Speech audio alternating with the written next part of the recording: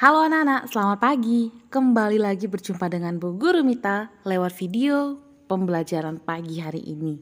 Gimana kabar kalian semuanya? Seperti biasa, kita hari Jumat ini akan belajar agama Katolik untuk kelas 4. Nah, namun sebelum kita memulai pelajaran kita pagi hari ini, kita berdoa terlebih dahulu. Oke? Siapkan hati dan pikiran kita untuk bersatu di dalam doa. Dalam nama Bapa dan Putra dan Roh Kudus. Amin. Allah Bapa yang bertahta dalam kerajaan surga, puji dan syukur kami haturkan padamu, karena atas berkat yang telah kau berikan pada kami dapat belajar pagi hari ini. Ya Bapa, sebentar kami akan mendengarkan pelajaran dari Bu Guru, kiranya apa yang kami pelajari hari ini menjadi bekal kami ke depannya. Terima kasih untuk semua berkat yang telah kau berikan. Doa ini kami haturkan padamu melalui perantaraan Tuhan Yesus Kristus, Juru Selamat kami yang hidup. Amin. Dalam nama Bapa dan Putra dan Roh Kudus. Amin. Oke, hari ini kita akan belajar agama Katolik kelas 4 dengan judul menghormati hidup. Oke. Nah, menghormati hidup. Oke. Kalau dikatakan menghormati hidup berarti kita menghormati yang namanya kehidupan. Ya kan? Nah, jadi dalam kehidupan itu kita pasti memiliki yang namanya usaha untuk melindungi dan melestarikan kehidupan itu sendiri. Dan usaha-usaha ini ternyata sudah terjadi sepanjang sejarah manusia gitu. Nah, setiap budaya, etika, itu semua harus dilindungi. Jadi hal-hal yang berlawanan dengan prinsip tersebut harus dihapuskan supaya apa? Supaya sesuai dengan ajaran agama serta ajaran moral yang kita dapatkan selama kita hidup, gitu ya. Nah, sebagai dasar hidup bersama, firman Tuhan mengatur kehidupan umat perjanjian lama untuk menghormati hidup. Firman kelima, atau biasa kita sebut hukum Taurat yang kelima, jangan membunuh diartikan sebagai ajakan untuk tidak membunuh orang lain maupun diri sendiri, gitu ya. Nah, selain itu, lebih detail lagi, Yesus menekankan sikap baru dalam memahami firman kelima itu atau hukum Taurat yang kelima itu. Jangan membunuh bukan hanya larangan menghabisi nyawa orang lain atau bunuh diri, namun juga merupakan penekanan sikap hormat atau kasih terhadap kehidupan kita, gitu ya. Nah, pernah mendengar sabda Tuhan yang isinya, jangan membunuh, siapa membunuh harus dihukum. Tetapi aku berkata kepadamu, setiap orang yang marah terhadap saudaranya harus diserahkan ke dalam api yang menyala-nyala. Coba bisa dilihat dalam Injil Matius 5 ayat 21 sampai 22. Nah, pemahaman baru ini kembali menempatkan cinta kasih sebagai hukum utama. Ya. Membunuh itu dapat diartikan sebagai membuang sesama kita manusia dari persaudaraan kita dengan menghilangkan nyawanya, kemudian menyebut sesama kita sebagai orang-orang dengan kata-kata membenci, begitu ya, dengan ungkapan-ungkapan kebencian. Itu sebenarnya juga salah satu sikap membunuh, gitu. Jadi bukan berarti kita hanya menghabisi nyawa seseorang itu dikatakan membunuh, tidak. Dengan cara kita mengungkapkan kalimat kebencian, kalimat-kalimat buruk, itu juga sudah seperti menyayat perasaan orang yang mendengarkan, gitu ya. Nah, kemudian murid-murid Yesus juga tidak melakukan tindakan membunuh, tetapi di sini diminta untuk mengasihi sesama manusia sebagai saudara. Oke, dengan mengasihi sesama manusia kita berarti diharapkan juga untuk menghormati hidup dan melestarikan kehidupan. Karena apabila kamu mengasihi orang yang mengasihi kamu, apakah upamu? Bukankah pemungut cukai juga berbuat demikian? Dan apabila kamu hanya memberi salam kepada saudara-saudaramu saja, apakah lebihnya daripada perbuatan orang lain? Bukankah orang yang tidak mengenal Allah pun berbuat demikian? Nah, artinya di sini adalah kita harus memberi salam kepada siapa saja. Tidak hanya kepada saudara, tidak hanya kepada orang yang kita kenal, orang yang dekat dengan kita. Tidak, justru kita diminta untuk bertegur sapa dengan musuh kita juga. Ya, Bu Guru harap sih kita tidak punya musuh dalam kehidupan ini ya. Tapi ya itu tadi, walaupun kita sedang marah atau sedang kesal dengan seseorang, ada baiknya kita tetap bertegur sapa. Oke? Oke, nah kemudian kita lanjutkan lagi. Hidup setiap orang harus dipelihara dengan kasih. Ya harus, kita harus saling mengasihi dalam kehidupan ini. Nah sebagaimana orang Samaria yang murah hati. Ya masih ingat kan bacaan kita minggu lalu, orang Samaria yang murah hati. Oke, orang Samaria ini berani mendobrak batas-batas adat istiadat, agama, dan kebangsaan. Nah dengan begitu kita pun harus melindungi dan melestarikan kehidupan dengan saling mengasihi tanpa memandang perbedaan. Oke? Justru kita meyakini bahwa perbedaan itu adalah rahmat dari Tuhan.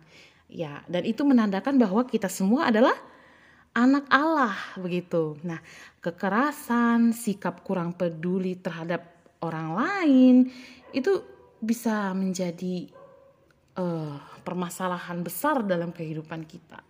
Gitu ya? Oke. Oke, nah dengan pelajaran yang Bu Guru berikan pagi hari ini, anak-anak diharapkan bisa menyadari bahwa sejak usia dini, anak-anak harus belajar menghormati hidup dan melestarikan hidup gitu. Oke? Nah, Bu Guru punya sebuah cerita sebelum kita memulai biasa kita baca kitab suci. Ada sebuah cerita yang sederhana. Bu Guru harap kalian tidak bosan mendengarkannya, oke? Sepenggal warisan Bunda Teresa. Teresa muda menulis dalam buku hariannya tentang tahun pertamanya memulai pekerjaan misionaris bersama orang miskin di Kalkuta, India pada 1948. Dia meninggalkan jubah Loreto kebiaraannya dengan sari katun sederhana berwarna putih dihiasi dengan pinggiran biru. Dia juga berkisah tentang kesulitan dan penderitaannya. Ia tidak memiliki penghasilan dan harus memohon makanan dan persediaan. Teresa muda mengalami keraguan, kesepian, dan godaan untuk kembali dalam kenyamanan kehidupan biara. Ia menulis dalam buku hariannya. Tuhan ingin saya masuk dalam kemelaratan. Hari ini saya mendapat pelajaran yang baik. Kemelaratan pada orang sakit pastilah sangat keras. Ketika saya mencari tempat tinggal, saya berjalan dan terus berjalan sampai lengan dan kaki saya sakit. Saya bayangkan bagaimana mereka sakit jiwa dan raga, mencari tempat tinggal, makanan, dan kesehatan. Kemudian kenikmatan Loreto datang pada saya. Kamu hanya perlu mengatakan dan semuanya akan menjadi milikmu lagi, kata sang penggoda. Sebuah pilihan bebas, Tuhanku. Cintaku untukmu, aku ingin tetap bertahan dan melakukan segala keinginanmu merupakan kehormatan bagiku. Aku tidak akan membiarkan satu tetes air mata jatuh karenanya. Itu isi dari buku hariannya Bunda Teresa gitu ya. Nah, pada 5 September 1997 Bunda Teresa meninggal. Warisannya bukan berbentuk materi, tapi berupa sebuah gerakan kemanusiaan yang dahsyat. Misionaris cinta kasih yang dipimpinnya memiliki lebih dari 4.000 suster dan persaudaraan dengan 300 anggota yang menjalankan 610 misi di 123 negara. Nah, misionaris cinta kasih juga dibantu oleh wakil pekerja yang berjumlah lebih dari 1 juta pada tahun 1990-an. Untuk mengurus rumah-rumah penampungan orang miskin dan tidak berdaya, rumah bagi penderita kusta dan TBC, dapur umum, program konseling anak-anak dan keluarga. Ada juga pembantu pribadi, panti asuhan, dan sekolah. Tuh. Namun warisan yang paling dahsyat menurut kita atau menurut cerita-cerita yang sudah tersebar adalah ketika Bunda Teresa menulis beberapa bait tentang seluruh pengalamannya ketika mengalami kesulitan, penderitaan, dan kesabaran untuk membela harkat dan martabat kemanusiaan. Nah, mau dengar apa isi tulisan singkat itu? Oke, Bu Guru bacakan ya. Selalu antara engkau dan Tuhan. Orang kerap kali tak bernalar, tak logis dan egois. Biar begitu, maafkanlah mereka. Bila engkau baik, orang mungkin akan menuduhmu menyembunyikan motif egois. Biar begitu, tetaplah bersikap baik. Bila engkau jujur dan berterus terang, orang akan menipumu. Bila begitu, tetaplah jujur dan berterus terang. Bila engkau sukses, engkau akan mendapati teman-teman palsu dan teman-teman sejati. Biar begitu, tetaplah meraih kesuksesan. Apa yang engkau bangun selama bertahun-tahun mungkin akan dihancurkan seseorang dalam semalam. Biar begitu, tetaplah membangun. Bila engkau menemukan ketenangan dan kebahagiaan, orang mungkin akan iri hati dan dengki. Bila begitu, tetaplah berbahagia dan temukan kedamaian hati. Kebaikan yang engkau lakukan hari ini mungkin akan dilupakan orang keesokan harinya. Biar begitu, tetaplah lakukan kebaikan. Berikan pada dunia milikmu yang terbaik dan mungkin itu tak akan pernah cukup. Biar begitu, tetaplah berikan pada dunia milikmu yang terbaik. Ketahuilah pada akhirnya, sesungguhnya ini semua adalah antara engkau dan Tuhan. Tidak pernah antara engkau dan mereka. Gitu. Jadi Bunda Teresa punya motivasi dalam hidupnya kalau perjalanan hidupnya selama di dunia ini adalah hubungan Bunda Teresa dengan Tuhan. Begitu. Walaupun Bunda Teresa tetap menjalin hubungan yang baik dengan manusia, tapi Bunda Teresa selalu melakukan yang terbaik. Dia tidak peduli walaupun orang-orang menyakitinya, mengecewakannya, tapi dia tetap berbuat baik karena apa yang dia lakukan dia tujukan ke Tuhan. Gitu. Oke. Sungguh dahsyatnya kehidupan dari Bunda Teresa ini, karena Bu Guru juga cukup tertarik dengan kehidupan Bunda Teresa. Ya, banyak sekali cerita-cerita yang inspiratif, yang sangat-sangat menggugah perasaan kita gitu, untuk menyemangati kita dalam ziarah batin di kehidupan ini gitu. Oke, tidak lupa seperti biasa, wow, Bu Guru sudah openingnya kepanjangan sepertinya. Kita lanjutkan lagi.